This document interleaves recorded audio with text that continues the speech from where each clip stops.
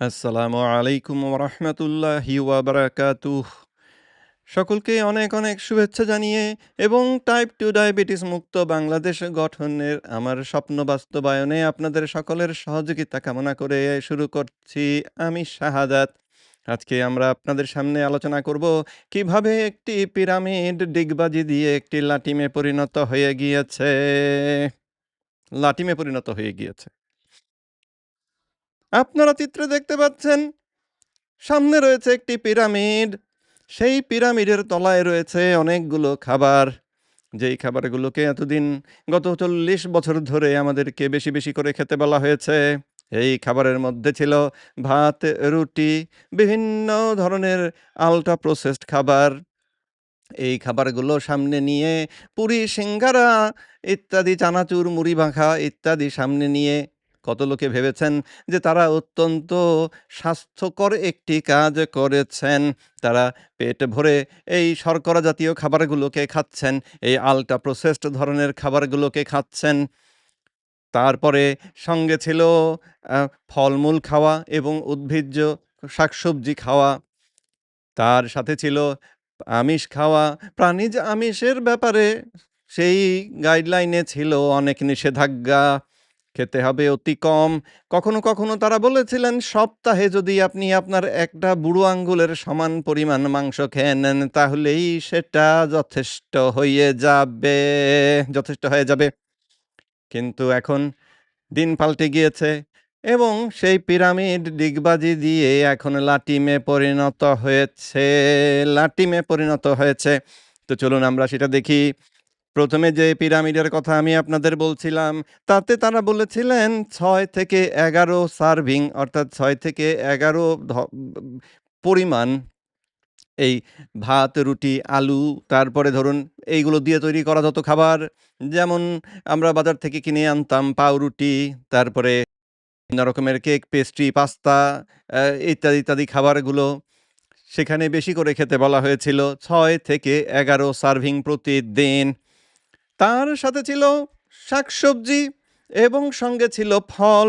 সেগুলোকে বলা হয়েছিল ৩ থেকে ৫ সার্ভিং খেতে হবে শাকসবজি এবং ২ থেকে ৪ সার্ভিং খেতে হবে বিভিন্ন প্রকারের ফল।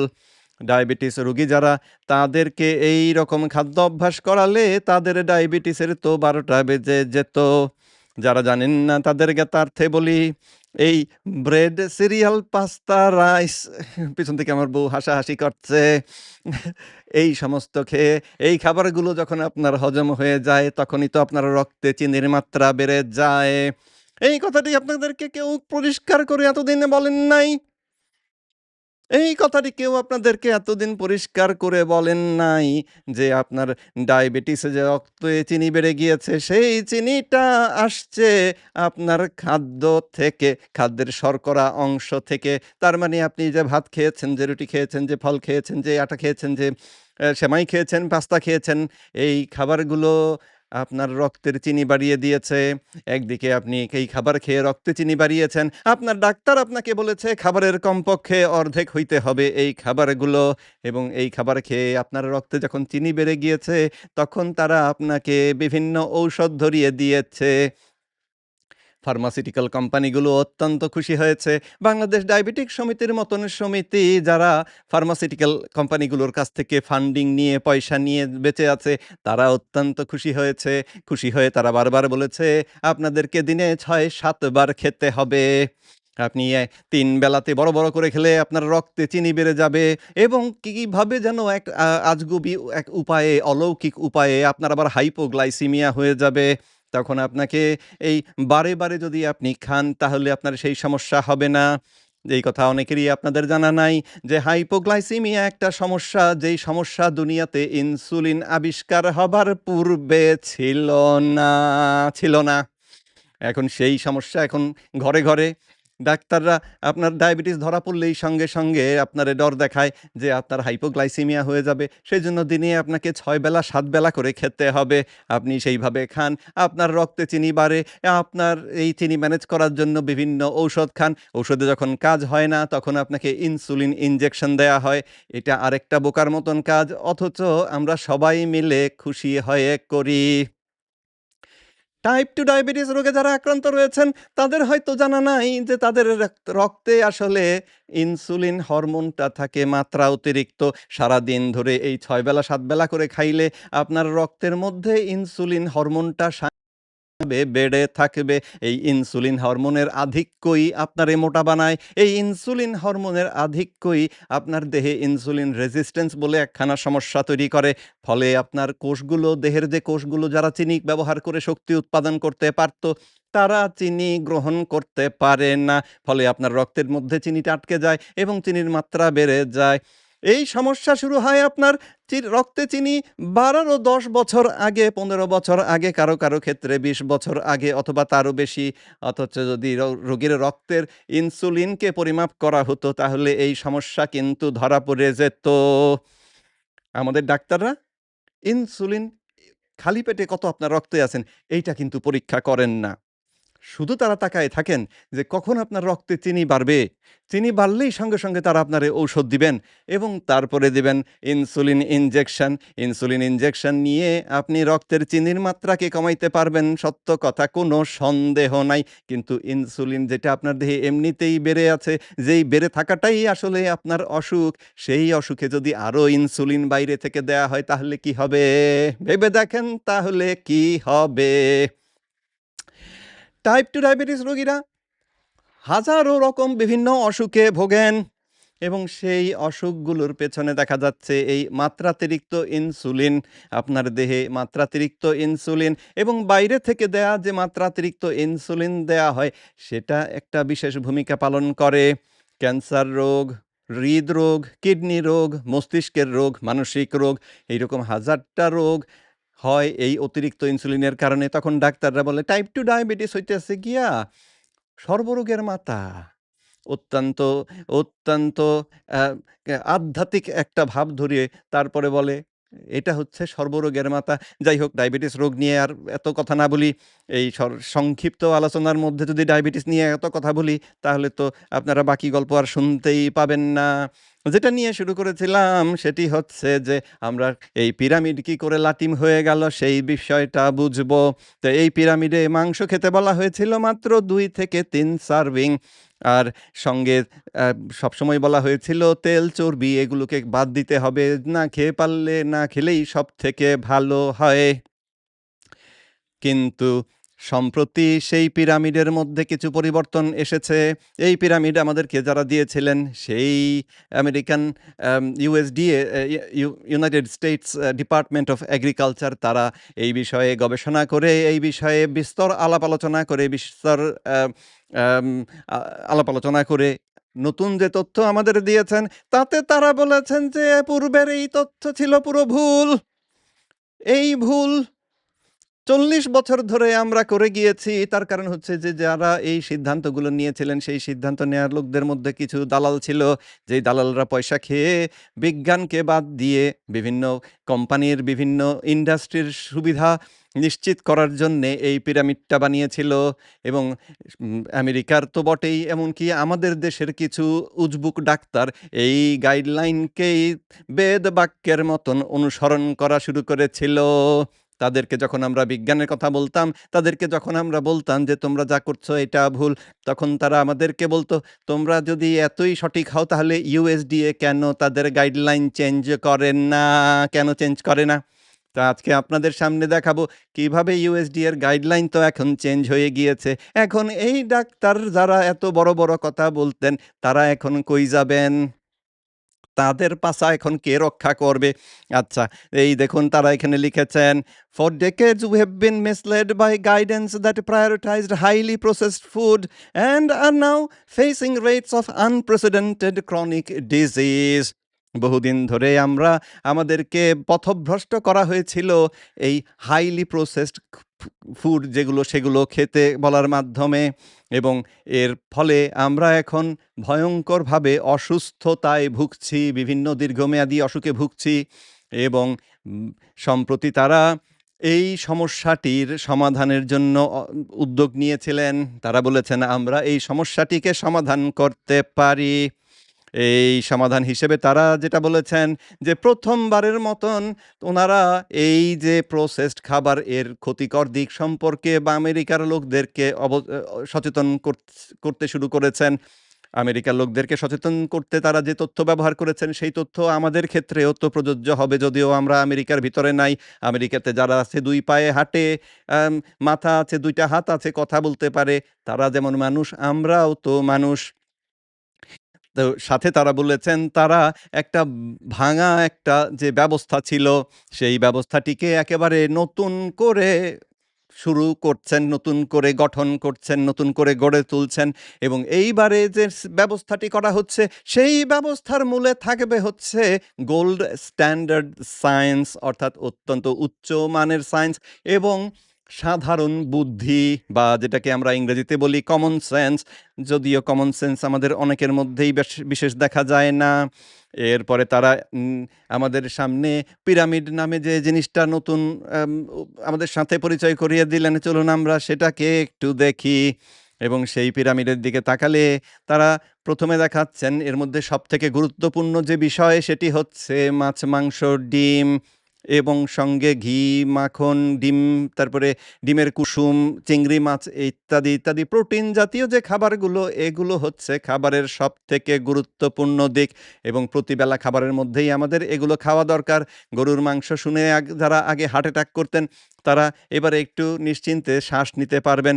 গরুর মাংস খেলে কিন্তু আপনার হার্টটা পট করে বন্ধ হয়ে যায় না এবং কি স্যাচুরেটেড ফ্যাট যে আমাদেরকে নিষেধ করা হতো, দুধ খেতে বলা হতো, স্কিমড মিল্ক খেতে, তারা এখন বলেছেন হোল মিল্ক খাওয়া যাবে, কোনো অসুবিধা নাই। আপনি অ্যা অলিভ অয়েল খেতে পারবেন, চিজ খেতে পারবেন, মুরগি, হাঁস খেলে কোনো দোষ নাই। মাছ খাবেন নিশ্চিন্তে, ডিম খাবেন, ডিমের কুসুমটা সহ, সাথে খেতে পারেন চিংড়ি মাছ, বিভিন্ন রকমের বাদাম। তারপরে ধরুন আপনি যদি বাটার খেতে ভালো লাগে, অবশ্যই বাটার খাবেন। তারপরে কিছু বাদাম এবং অন্য কিছু আম উদ্ভিজ্জ আমিষের উৎস থেকেও আমিষ খাওয়া যেতে পারে। তারপরে তারা যেটা বলেছেন, শাকসবজিও আমরা কিছু খেতে পারবো। শাকসবজির মধ্যে খেতে হবে আমাদেরকে ফ্রেশ শাকসবজি। যেমন এইখানে ছবিতে দেখানো আছে, পিস খাওয়া যাবে, এখানে ব্রকলি খাওয়া যাবে, ক্যারট খাওয়া যাবে, টমেটো, তারপরে স্কোয়াশ, তারপরে লেটুস পাতা, বিভিন্ন রকমের ফল খাবার কথাও তারা এখানে উল্লেখ করেছেন। আম যদিও এইগুলো যাদের ডায়াবেটিস হয়েছে তাদেরকে একটু সাবধানে খেতে হবে। ফলের মধ্যে যে চিনি থাকে, সেই চিনি ফ্রুক্টোজ জাতীয় চিনি, যেটা কিন্তু আমাদের লিভারের মধ্যে চর্বি বাড়াতে সহায়তা করে। আর টাইপ 2 ডায়াবেটিস রোগীর দেহে যেহেতু ইনসুলিন বেশি থাকে, তার লিভারের মধ্যে ইনসুলিন রেজিস্ট্যান্স থাকে এবং লিভারে চর্বি জমলে এই রেজিস্ট্যান্স সমস্যাটি আরও জটিল হয়ে দাঁড়ায়। সুতরাং তাদেরকে কিছু সাবধান থাকতে হবে। এখন কেউ প্রশ্ন করতে পারেন যে তাহলে তারা কেন এই গাইডলাইনের মধ্যে কথা বললেন? আপনাদের মনে রাখতে হবে এই গাইডলাইন কিন্তু সুস্থ মানুষের জন্য তৈরি করা হয়েছে। যিনি টাইপ 2 ডায়াবেটিসে আক্রান্ত আছেন তার জন্যে এই গাইডলাইন ঠিক এইভাবে করেই গ্রহণ করা যাবে না। বরং তাকে কিছু পরিবর্তন করতে হবে। এই গাইডলাইনেরই শেষে তারা বলে দিয়েছেন যাদের দীর্ঘমেয়াদী অসুখ রয়েছে তাদেরকে কিন্তু খাবার সীমিত শর্করা ভিত্তিক খাদ্য অভ্যাস করতে হবে। তার মানে হইতেছে এই যে শর্করা জাতীয় যে খাবারগুলো, এইগুলোকে যতটা সম্ভব কমিয়ে দিতে হবে। এবং এখন আপনি তাকিয়ে দেখুন, যেই জিনিসটা আগে ছিল একটা পিরামিড, সেই জিনিসটার এখন মাথাটা মোটা হয়ে গিয়ে, গোড়াটা চিকন হয়ে গিয়ে এটা একটা লাটিমের মতন হয়ে গিয়েছে। আমার বর্ণনা শুনে কারো মাথায় আবার উল্টোপাল্টা কোনো বুদ্ধি আসে কিনা? আস্তাগফিরুল্লাহ। তো আ এখন আমরা এই যে গাইডলাইন নতুন যেটা এসেছে তার যে খাবারগুলো, সেইগুলোকে এখন আমরা বেশি করে খেতে পারবো। আমাদের প্রোটিন, ডেইরি এবং হেলথি ফ্যাটসের মধ্যে স্যাচুরেটেড ফ্যাট যেটা, এই যে নারকেল তেল, এই যে ধরুন চর্বি, মাংসের চর্বি, ধরুন ঘি, মাখন, এইগুলো কিন্তু এখন নিশ্চিন্তে খাওয়া যাবে। যদিও তারা একটা লিমিট সেখানে উল্লেখ করেছেন, সেই লিমিটটা আসলে এই খাবারগুলো খাবার ক্ষেত্রে অনুসরণ করার বিশেষ প্রয়োজন নেই বলেই অনেক বিশেষজ্ঞ অভিমত দিচ্ছেন।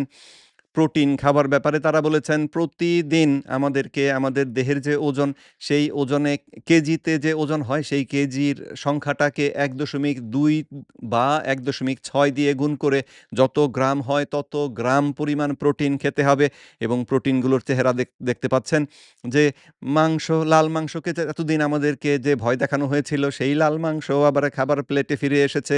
গরুদের জন্য অবশ্য এটা সুসংবাদ নয় এবং সেই জন্যে অনেক ২ পায়া গরু এর প্রতিবাদ করতে শুরু করেছে।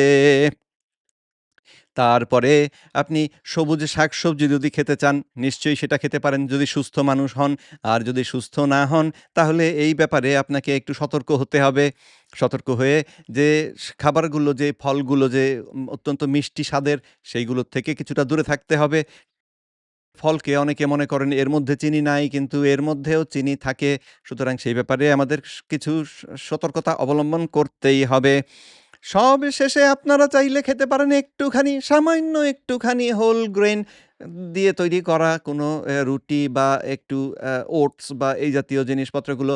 কিন্তু এগুলো খেতে হবে অতি সামান্য মাত্রায়। যদি বেশি করে এই জিনিসগুলো খান তাহলে কিন্তু জিনিসটা পিরামিডের মতন হয়ে যাবে। তখন আপনার দেহের আকৃতিটাও হয়ে যাবে খানিকটা পিরামিডের মতন, লাটিমের মতন। আপনার বড় চওড়া বুক এবং চাপা কোমরের পরিবর্তে দেখা যাবে আপনার বুকটা চেপে গিয়েছে এবং পেটটা ঢোলের মতন বেরিয়ে কোমরটা হয়ে গিয়েছে এত বড় একটা পিরামিড। তো এই যে নতুন পিরামিড, উল্টে যাওয়া লাটিম, আ পিরামিড উল্টে যেটা লাটিম হয়ে গেল, সেই লাটিম প্রকাশিত হবার পরে আমরা দেখতে পাচ্ছি আমাদের চারপাশে অনেকেই এখন আমাদের দেশে ডাক্তার জাহাঙ্গীর কবির নামে এক ভাই ছিলেন, এক ভাই আছেন, ছিলেন কি? আস্তাগফিরুল্লাহ। তো সেই ভাই বহুদিন ধরে আমাদেরকে এই রকমের কথা বলে এসেছিলেন যে মাছ-মাংস বেশি করে খেতে হবে এবং শাকসবজি, ফ্রেশ শাকসবজি এগুলো খেতে হবে। উনি অবশ্য অর্গানিকের দিকে বেশি জোর দেন। আমি আবার অতটা ওদিকে জোর দেই না। কারণ আমার গুরু আ আমার ওস্তাদ প্রফেসর ডক্টর এরিক ওয়েস্টম্যান উনি বলেন যে অত গুণগত মানের দিকে না তাকালেও হয়। কারণ যদি আমরা সেই দিকে তাকাতে থাকি তাহলে মানুষ খাবারই আর খুঁজে পায় না। কারণ জিনিসের দাম এত বেশি। তো সেই ডাক্তার যাকে এর আগে বাংলাদেশের ডাক্তাররা, পুষ্টিবিদরা কিটো বাবা বলে হাসাহাসি করত। যাকে নিয়ে বিভিন্ন রকমের আলাপ আলোচনা হতো। বিভিন্ন টেলিভিশন শোতে বড়, বড় ডাক্তাররা গিয়ে ঢাকা মেডিকেল কলেজের এন্ডোক্রিনোলজি ডিপার্টমেন্টের হেড অব দ্য ডিপার্টমেন্ট এবং এইরকম আরো যারা ছিলেন, তারা উনার বিরুদ্ধে বিষোদাগার করতে অত্যন্ত আনন্দিত হতেন এবং বহু বছর উনাকে এইরকমভাবে অত্যাচার করেছেন। উনি বিজ্ঞানের কথা যখন সাধারণ মানুষের সামনে উপস্থাপন করেছেন, উনার বিরুদ্ধে বিভিন্ন রকম এই আজে-বাজে কথা বলা হয়েছে। উনাকে কোয়াক, উনি হাতুড়ে ইত্যাদি, ইত্যাদি কথার মাধ্যমে উনাকে অপমান করার চেষ্টা করা হয়েছে। এমনকি উনি যে মেডিকেল কলেজ থেকে পাশ করে বেরিয়েছেন, উনাকে চেষ্টা করা হয়েছিল সেই মেডিকেল লাইসেন্সটা, উনার ডাক্তার হিসেবে যে লাইসেন্স, সেই লাইসেন্সটিকে কেড়ে নেবার। এখন তো সেই ডাক্তার জাহাঙ্গীর কবির মহা খুশি। মহা খুশিতে তিনি এখন রীতিমতো নৃত্য করছেন। যদি ক্লাসিক্যাল ডান্স শেখা থাকতো, উনি নিশ্চয়ই আমাদেরকে একটি ক্লাসিক্যাল ডান্সের পারফরম্যান্স দেখিয়ে দিতেন। কিন্তু সেই প্রশিক্ষণ নাই বিধায় একটু ভিন্ন রকম করে নাচছেন। কিন্তু নাচটা চলুন আমরা একটু দেখে আসি। এতদিন ধরে ডাক্তাররা যে পরামর্শ দিয়ে এসেছে তারা বলেছে যে আমরা আমেরিকাকে ফলো করি, আমরা এফডিএ কে ফলো করি। বলেছে আপনাদের এভিডেন্স কই? এফডিএ তো এই কথা বলে, আপনারা এই কথা বলেন, আপনারা পাইছেন কই? এখন কি বলবে তারা?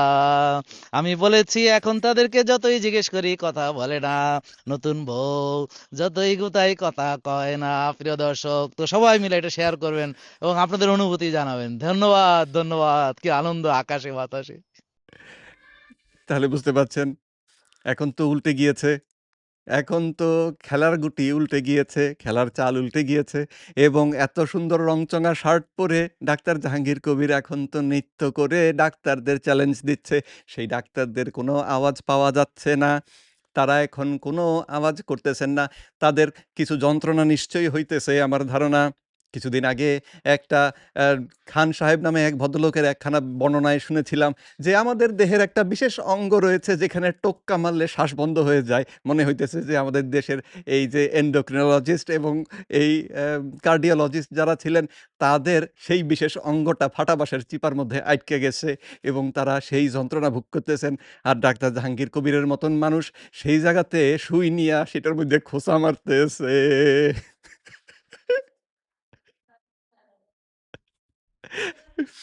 তো ডায়েটারি গাইডলাইন চেঞ্জ হয়েছে এবং নতুন যে আ তথ্য আমাদের জন্যে, সেই তথ্য যদি আমরা অনুসরণ করি, তাহলে আশা করছি যে বাংলাদেশে টাইপ 2 ডায়াবেটিস আক্রান্ত যে মানুষগুলো রয়েছেন, তারাও টাইপ 2 ডায়াবেটিস থেকে মুক্ত হতে পারবেন এবং যাদের এখনো টাইপ 2 ডায়াবেটিস হয়নি, তারাও এই ডায়াবেটিসের হাত থেকে নিজেদেরকে সুরক্ষা দিতে পারবেন।